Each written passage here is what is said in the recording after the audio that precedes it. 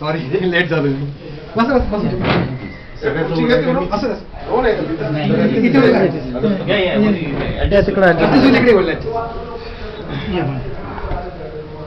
बरं का आपल्याला कसं आहे की सगळ्या प्लॅनिंग करून घेणे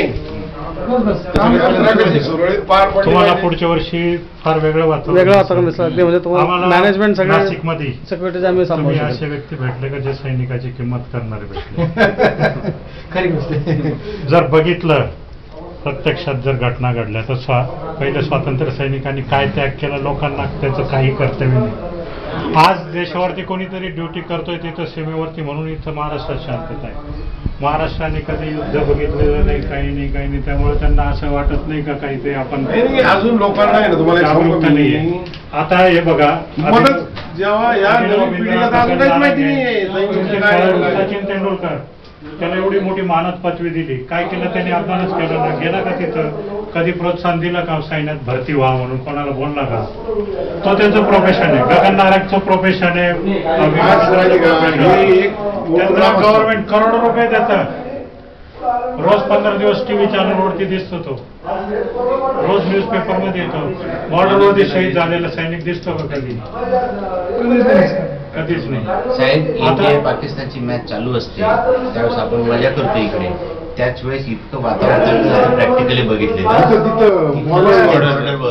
तेव्हा कुठे इथं मॅच चालू ज्यावेळेस बागा बॉर्डरवरती तुम्ही गेले असाल तिथं पाहिलं तुमच्या काय ते सॅल्यूटन काय तो टायमिंग असतो पाहण्यासारखा वेळ होती ते तिकडे, म्हणून त्यावेळेस वाटतं का नाही सैन्य काहीतरी तेवढं लक्ष ठेवायला पाहिजे. इथं काय कोणी सैनिक म्हटलं का ते काय म्हणतात गुडघ्यास परिस्थिती अशी आहे. तारुण्य दिलेले देशाला हे विसरून जातात लोक. ही वस्तुस्थिती आहे. कोणी दुसरं देणार का? कोणी IAS अधिकारीचा मुलगा म्हणून जाईल का सैन्यामध्ये? अहो साधं जाऊ द्या म्हणून पोलीस खात्यातल्या माणसाला सांगितलं चंद्रपूरला ड्युटी कर तरी जात नाही. आपल्याच देशात, आपल्याच राज्यामध्ये देशात सोडा राज्यात त्याला सांगितलं चंद्रपूरला तिकडे ड्युटी कर. नाही तिकडे ते अतिरेकी तिकडे ते हे एका रूम मध्ये दोघं राहत होतो 84 एका रूम मध्ये राहत होतो. पेट्रोलिंगला 15 दिवस होतो. रोज यायचं पण एकमेकाची भेट नव्हती. कोण कुठं तोंड धुण्यासाठी यायचं, आंघोळी करता जायचं. कोण कुठं काहीच कळत नव्हतं. ज्याला जाणीव आहे त्यालाच जाणीव असते आणि त्यांनी ते भोगलेलं पाहिजे. आणि आपण आपलं कर्तव्य करत राहायचो. सैनिकांनी तारुण्य ज्यावेळेस बाकीची मजा करतात त्यावेळेस लक्षात घ्या ना, सैनिकाचा बॉन्ड किती असतो? तारुण्यातच असतो.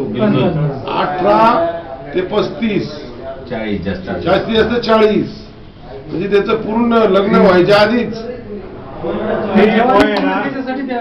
मोल्डिंगचं वय असतं ना, मोल्डिंगचं त्यावेळेस भरती होतो आणि त्याच्यावरती असा छाप पडून जातो ना तो बाहेर. त्याच्या डोक्यात काहीच नसतं. जसं अतिरेकी भरती करताना सुद्धा ते तसंच करतात. अतिरेकी जेव्हा तो भरती होतो ना तेव्हा मी तर त्याच्या डोक्यात त्याला ते हात शिकवतात. अतिरेकी तुला जातच नाही. तसं आहे प्रकार. सैनिक हा देशासाठी कोणत्याही देशामध्ये की सैन्य हे जवानच पाहिजे, तरुण पाहिजे.